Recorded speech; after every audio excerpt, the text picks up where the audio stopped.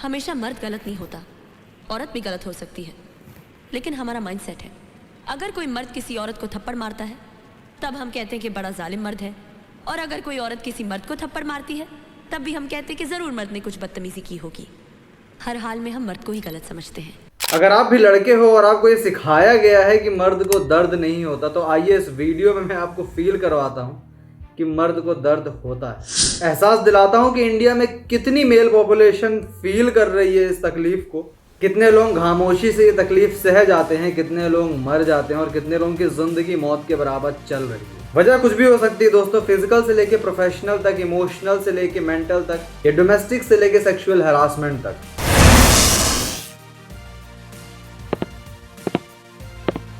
Hello दोस्तों, welcome to simplified with Shashank. मेरा नाम है शशांक और इस वीडियो में हम डिस्कशन करेंगे उन सारे वायलेंस का जो आज इंडिया के लड़के या मेल झेल रहे हैं, और जानेंगे कि किस तरह से उससे हम बच सकते हैं या क्या सॉल्यूशन है उन सारी चीज़ों का। ये जानना ज़रूरी है आपके लिए कि इंडियन लॉ कैसे आपके लिए काम कर रहा है और किस तरह से कितनी घटनाएं हो चुकी हैं इन सारी चीज़ों पे। समझना ज़रूरी है बारीकी से, सो दैट अलर्ट रह सकें हम और उन सारी जगह पे एक एक्शन ले सकें जहाँ जहाँ रिक्वायरमेंट हो। वीडियो में शेयर की गई इन्फॉर्मेशन अगर आपको थोड़ी सी भी वैल्यू प्रोवाइड करती है तो वीडियो को शेयर ज़रूर कीजिएगा, सो दैट सभी अपडेट हो सकें, सभी ये जान सकें कि किस तरह से चीज़ें होती चली आ रही हैं और उन्हें क्या करना चाहिए। और चैनल को सब्सक्राइब कीजिएगा सो दैट मैं इंस्पायर हो सकूं ऐसे वीडियो पे वर्क करने पे, ऐसे कंटेंट पे वर्क करने पे और आपके सामने लाने पे।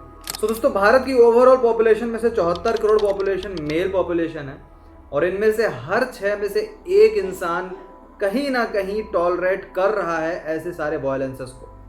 वो कोई भी हो सकते हैं, वो डोमेस्टिक वायलेंस हो सकता है, वो सेक्सुअल हो सकता है, वो इमोशनल मेंटल हरासमेंट हो सकता है, वो कुछ भी हो सकता है। मगर द हिंदू में छपी एक रिपोर्ट के अकॉर्डिंग हर 6 में से एक इंसान सफ़र कर रहा है इन चीज़ों को। अब ये डेटा इतना खतरनाक क्यों है? वैसे तो इसके कई सारे रीज़न हो सकते हैं, लेकिन अगर ऊपर से देखा जाए और समझा जाए कि क्या क्या रीज़न हो सकते हैं, तो सबसे बड़ा रीज़न जो मुझे समझ में आता है वो ये है कि अवेयरनेस नहीं है इन चीज़ों को लेके। लोग अवेयर नहीं है कि अगर एक लड़के के साथ ऐसा होता है तो उसे क्या करना चाहिए, कहाँ जाना चाहिए, जाना भी चाहिए या नहीं जाना चाहिए। एक ये सबसे बड़ा क्वेश्चन मार्क है, क्योंकि हमारी इंडियन सोसाइटी में लड़कों को ओवर हाइप्ड और रॉन्ग इंटरप्रेट किया गया है कि बहुत ज़्यादा स्ट्रांग होते हैं। ये बेसिकली स्ट्रांग होते हैं, लेकिन उस हद में जहाँ पे क्राइम झेल रहे हैं वो स्ट्रेंथ नहीं कहलाती। सो उस चीज़ को भी बताया गया है कि बहुत ज़्यादा स्ट्रांग होते हैं, इनको दर्द नहीं होता, इनको तकलीफ नहीं होती, आप रो नहीं सकते। और इस चीज़ में सबसे बड़ा योगदान है हमारे बॉलीवुड का, जिसने हमेशा से काम किया है ऐसी चीज़ों। बॉलीवुड ने हमेशा से इंस्पायर किया है लोगों को ये कह के, स्पेशली लड़कों को, कि तुम लड़के हो, तुम रो नहीं सकते, तुम इतने जल्दी इमोशनल नहीं हो सकते, क्यों स्टॉप क्राइंग, लड़कियों की जैसे रो मत, क्यों रो रहे हो। स्पेशली रोने और कमज़ोरी को लेके लड़कों को इतना ज़्यादा हाइप किया गया है, इतना ज़्यादा बताया गया है कि वो बेचारे सोचते हैं कि अगर कहीं ना कहीं जाएंगे अपनी मन की बात लेके या अपने ऊपर जो बीत रही है वो चीज़ को लेके, तो सामने वाला उनका मजाक बना देगा या हंसेगा उन पे। इवन प्रैक्टिकलिटी में अगर आप ही इस चीज़ को सोच के समझें या देखें कि आपका कोई दोस्त है, आपसे बता रहा है कि वो लड़की के कारण परेशान है और वो उसके लिए पुलिस स्टेशन जा रहा है, तो आप दो ही चीज़ सोल्यूशन दे सकते हैं उसको, या दो चीज़ में उसको जज कर सकते हैं। पहला तो आप उससे बोलेंगे कि यार एक लड़की के कारण तुम पुलिस स्टेशन जाओगे।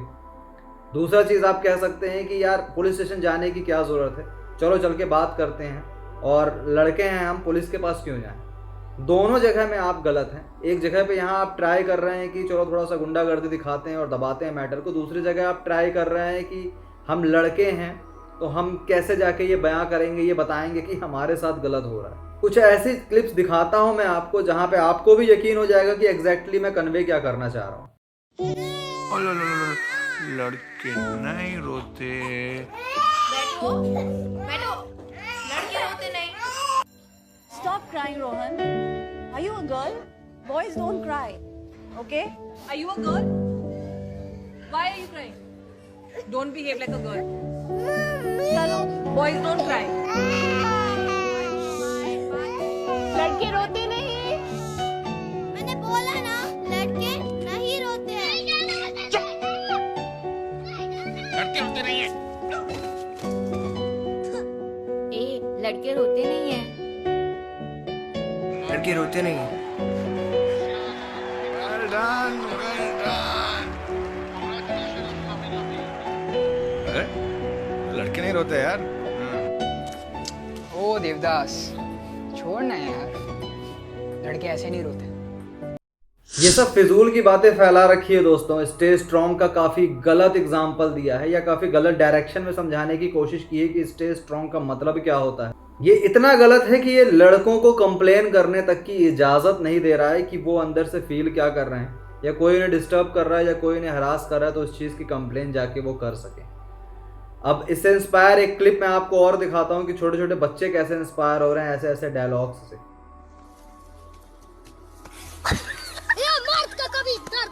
अब इस डायलॉग बाजी के चक्कर में कब इस लड़के का सिर इसके हाथ में आ जाता पता नहीं चलता दोस्तों। लेकिन इंस्पिरेशन का लेवल देखिए कि मौत की भी परवाह नहीं है। ये परवाह नहीं है कि इसका क्या रिजल्ट हो सकता है। अब ये बच्चों का एग्जांपल दे रहा हूँ मैं आपको कि वो कितना जल्दी इन्फ्लुएंस हो रहे हैं, तो बड़े तो इस लेवल में आके जवानी के जोश में आके कुछ भी कर सकते हैं। मैनकाइंड इनिशिएटिव की रिपोर्ट की अगर माने तो 25% ऐसे केसेस हैं जो मैन के अगेंस्ट होते हैं डोमेस्टिक वायलेंस के, और इनमें से भी 4.7% लोग ऐसे हैं जो प्रेफर करते हैं बताना या पुलिस की हेल्प लेना अपने सारे के सारे केसेस। ये 4.7% वो लोग हैं जो लोग अप्रोच करते हैं ऐसी एजेंसीज को, ऐसे ऐसे ग्रुप्स को जो सीक्रेटली इनकी हेल्प करें, मतलब ये सामने नहीं आना चाहते। अब आप समझिए दोस्तों कि आपके साथ गलत हो रहा है और आप ही सामने नहीं आना चाह रहे हैं। इतना बड़ा जाल बिछा रखा है सोसाइटी में कुछ चीज़ों को लेकर। अब डोमेस्टिक वायलेंस के बाद अगर बात की जाए तो बारी आती है सेक्सुअल हरासमेंट की, और ये भी बहुत ज़्यादा अंडर डिस्कस्ड और अंडर रेटेड इशू है हमारे इंडिया में। इवन इंडियन लॉ भी जेंडर बायस्ड है। आगे मैं चर्चा करूंगा आपसे कि ऐसे कौन कौन से कैसे लॉ हैं। ये दुर्भाग्य है हमारे देश का कि राइट टू इक्वलिटी सिर्फ और सिर्फ कॉन्स्टिट्यूशन में लिखी गई है, इसे फॉलो नहीं किया गया है, इसे एक्सेप्ट नहीं किया गया है। क्योंकि अगर एक्सेप्ट किया गया होता तो जिस तरह से लड़की के साथ गलत होने पे हज़ारों लड़के या हज़ारों ग्रुप बाहर आ जाते हैं, सड़क पे आके प्रदर्शन करते हैं, विरोध करते हैं और जस्टिस मांगते हैं, उसी तरह से लड़कों के साथ गलत होने पे भी लोगों को आना चाहिए। अब आपको लग रहा होगा ये बात बहुत अनकॉमन है, बहुत छोटी सी बात है, लेकिन ये एग्जैक्टली वो इंसान समझ पाएगा जिसके साथ ये सारी चीज़ें हो रही हों, कि वो कितना आइसोलेट हो जाता है, कितना अकेला हो जाता है इन सब चीज़ों के चलते। दोस्तों साल 2022 में से 3000 केस आए हैं इंडिया में जहां मैन पर सेक्सुअल असॉल्ट हुए हैं। इंडियन लॉ अगर देखा जाए तो सेक्शन 375 पे ये क्लियरली मेंशन है कि रेपिस्ट जो होगा वो लड़की कभी नहीं हो सकती, वो हमेशा लड़का ही होगा और सज़ा उसके लिए ही होगी। जबकि किसी भी प्रकार का वायलेंस एक क्राइम है और क्राइम जेंडर स्पेसिफिक नहीं होता। क्राइम कोई भी कर सकता है, किसी के भी अगेंस्ट कर सकता है। लेकिन पता नहीं कॉन्स्टिट्यूशन बनाते समय आंखें क्यों बंद हो गई थी या आधी नॉलेज लेके ही क्यों कॉन्स्टिट्यूशन बनाए गए थे। इंडिया में स्ट्रेंथ और स्ट्रॉन्गेस्ट होने की आड़ में चलते ये हम भूल गए हैं या कहीं ना कहीं इग्नोर कर दिए इस चीज़ को कि इमोशन, इज्जत लड़कों की भी होती है, ना सिर्फ लड़कियों की। आपको बता दूं एक लॉ ऐसा भी है जहां लड़के लड़की अगर रिलेशन में है और लड़का फिजिकल रिलेशन बनाता है और उनके बीच ये कंसेंट है कि हम आगे चल के शादी करेंगे, इन केस शादी नहीं होती है तो लड़की लड़के पर रेप चार्ज लगा सकती है डायरेक्टली। यही चीज़ अगर वाइस वर्सा हो जाए तो लड़का नहीं कर सकता, यानी कि यहाँ पे भी इमोशन लड़की के देखे गए और लड़का तो बस उनके लिए बेवकूफ़ी था। ये कितना और कहाँ से लॉजिकली करेक्ट है ये समझने की एबिलिटी शायद तक इस प्लैनेट के जो लिविंग बीइंग्स हैं उनमें नहीं थी। इसी कारण से ये लॉ आए हुए हैं, एग्जिस्ट कर रहे हैं और इनके खिलाफ अभी तक किसी ने कुछ बोला भी नहीं। ये बेफालतू के लॉ लड़कों की जिंदगी तो बर्बाद कर ही रहे हैं, साथ ही साथ लड़कियों को ये इजाज़त दे रहे हैं, ये परमिशन और इंस्पिरेशन दे रहे हैं कि वो जो चाहें वो कर सकें, जितना गलत चाहें उतना गलत कर सकें, किसी के इमोशन की परवाह ना करें और जो उन्हें अच्छा लगे वो कर सकें। अब आज मैं इतना बड़ा क्रिएटर नहीं हूँ कि मेरी आवाज़ ऊपर तक पहुँचे या मैं पहुँचा सकूँ, लेकिन जो बड़े क्रिएटर हैं अगर किसी के पास भी ये वीडियो पहुँच रहा है तो उनसे तो यही रिक्वेस्ट है कि इस चीज़ को बहुत सीरियस इशू लेके आगे बढ़ें और ऊपर तक लाएं, क्योंकि जो नंबर्स बढ़ते चले आ रहे हैं साल दर साल, समय दर समय, ये बहुत ख़तरनाक है और सोसाइटी पे बहुत मेजर इम्पैक्ट डालने वाले हैं। इससे रिलेटेड एक मूवी भी आई थी दोस्तों अक्षय कुमार की साल 2004 में, ऐतराज़ नाम की, जहाँ पे सेक्सुअल असॉल्ट ऑन मेल दिखाया जाता है। ये क्लियर किया जाता है कि किस तरह से पूरी की पूरी स्टोरी बदल जाती है जब लड़का इल्ज़ाम लगाता है लड़की पे।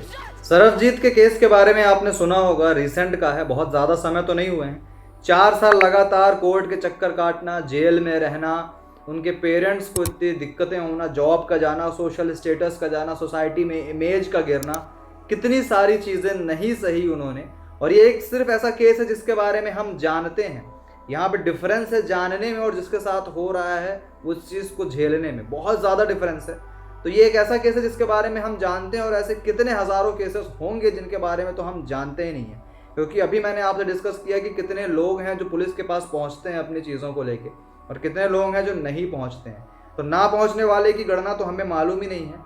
तो समझिए इस चीज़ को कि लड़के जो विक्टिम बन जाते हैं इन चीज़ों का, किस तरह से अपने ज़िंदगी के वो साल गवा देते हैं, वो स्टेटस गवा देते हैं जो कमाने और बनाने में पूरी लाइफ लगाते हैं, और फिर एट द एंड जाके ये प्रूव भी हो जाए अगर कि वो निर्दोष हैं, तो इससे क्या ही उनको मिलता है। वो समय तो इन्हें कोई वापस नहीं कर सकता। भारत रत्न मृत्यु के बाद देना बनता है, समझ में आता है, लेकिन मृत्यु के बाद किसी को निर्दोष घोषित करना ये कहाँ का लॉजिक है। तो एक तरह से इंसान की सेल्फ रिस्पेक्ट तो मर ही जाती है उन समय जब वो ये सब चीज़ों को झेलता है। ऐसी ही एक स्टोरी है पुष्कर सिंह की, जो उत्तर प्रदेश लखनऊ से बिलोंग करते हैं, जिन्होंने अपनी वाइफ से हरास होकर सुसाइड कर ली, और उस लेटर में क्लियरली मेंशन किया इस चीज़ को कि डॉरी का केस लगाया गया था इन पर, और कंपनसेशन के तौर पर इनसे 14 लाख रुपए मांगे गए थे।